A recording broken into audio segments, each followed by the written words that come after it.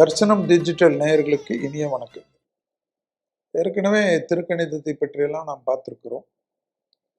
திருநள்ளாறு, திருக்கொள்ளிக்காடு, குச்சனூர் போன்ற சனி பகவானுடைய பிரசித்தி பெற்ற ஸ்தலங்களில் சனி பெயர்ச்சி 6/3/2026 அன்று, அதாவது மாசி மாதம் 22ஆம் தேதி வெள்ளிக்கிழமை அன்னைக்கு பூரட்டாதி நட்சத்திரம் 3ஆம் பாதம் கும்பராசியில் இருந்து பூரட்டாதி நட்சத்திரம் 4ஆம் பாதம் மீன ராசிக்கு உத்தியாதி நாளிகை 4:51, அதாவது காலை 8:26 மணிக்கு பெயர்ச்சி ஆகிறார் வாக்கியப்படி. ஸோ இது குறிப்பாக வாக்கியத்தை பின்பற்றுபவர்களுக்காக சொல்லப்படக்கூடிய சனி பெயர்ச்சி. நான் திருக்கணிதம் தான் பார்த்துப்பேங்கன்னா அதை பற்றி பார்க்குறவங்க இதை பார்க்கவே வேணாம்.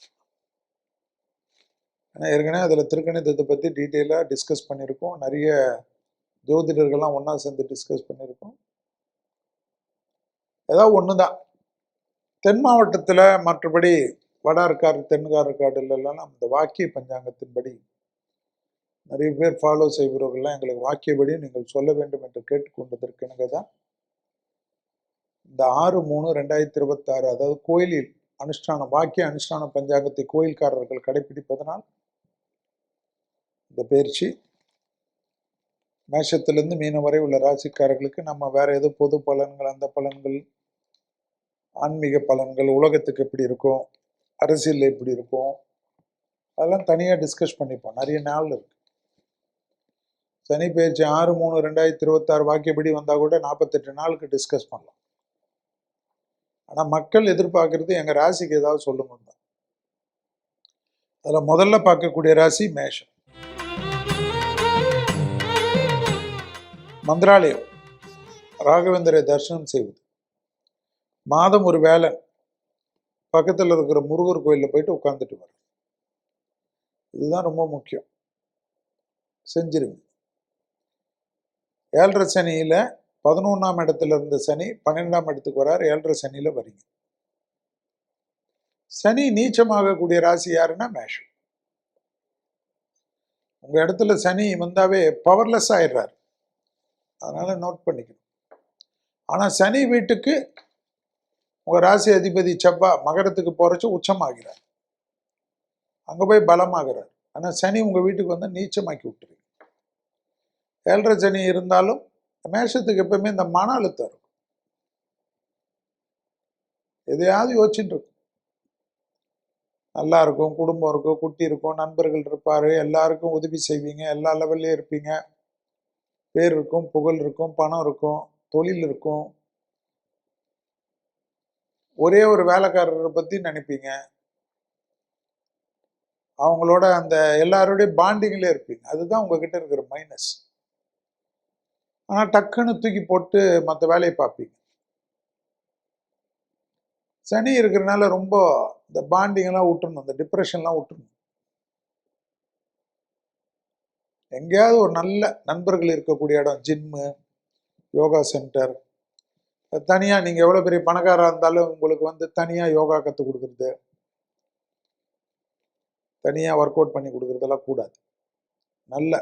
நிறைய பேர் இருக்கிற இடத்துல கலகலப்பாக போய் சந்தோஷமாக ஒரு 40 நிமிஷம் 50 நிமிஷம் இல்லை 1 ஹவர் ஃபிட்னஸ்ஸு, ஜாலி, சிரிச்சு, கலாட்டா, மாதத்துக்கு ஒரு நாள் குடும்பத்தோட பிக்னிக் போகிறது, இல்லை நண்பர்களோட போகிறது, அதெல்லாம் உங்கள் விருப்பம். இப்படியெல்லாம் நீங்கள் இருந்தீங்கன்னா தான் அது 7.5 சனியை ஈஸியாக கடக்க முடியும்.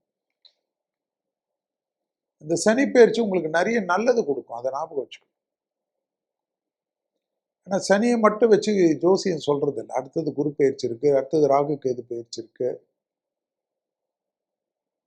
இந்த ஜூன் மாதம் பார்த்தீங்கன்னா குரு கடகத்துக்கு வரப்போறார், உச்சமாக போகிறார், சனியை பார்க்க போகிறார், சுபவிரை பிராப்தம் ஏற்படும், கடன் அமைப்பில் இருந்த பாதிப்புகள் நிவர்த்தி ஏற்படும், குடும்பத்தில் சுபகாரியங்கள் டக்கு டக்கு டக்குன்னு நடக்கும், மன அழுத்தம் போகும், ரொம்ப நாளாக ஹெல்த்தை தொந்தரவு பண்ணி இந்த விஷயம்லாம் மாறிடும், தொழிலில் அற்புதமான அமைப்பு ஏற்படும், புது தொழில் கிடைக்கும், புது உத்தியோகம் கிடைக்கும், புது வியாபாரம் கிடைக்கும், புது படிப்பு கிடைக்கும்,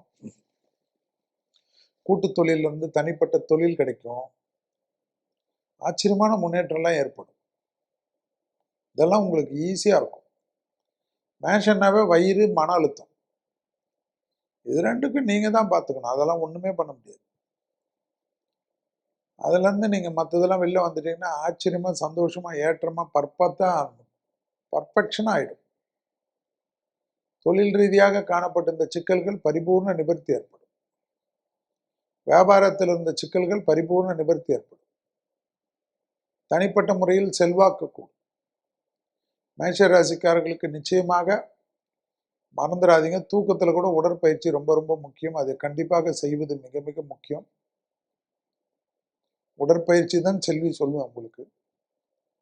தொழில் ரீதியாக, உத்தியோக ரீதியாக, வியாபார ரீதியாக, படிப்பு ரீதியாக நல்ல முன்னேற்றம். புது புது தொழில் தொடங்குங்கள். எல்லாருக்கும் நல்லது நடக்கக்கூடிய அமைப்பு மேஷத்துக்கு ஏற்படும். உங்கள் தாழ்வு மனப்பான்மை, மன அழுத்தமோ கூடவே கூடாது. ஆளப் பிறந்தவர்கள் மேஷம் என்பதை ஞாபகத்தில் வைத்துக் கொள்ளுங்கள்.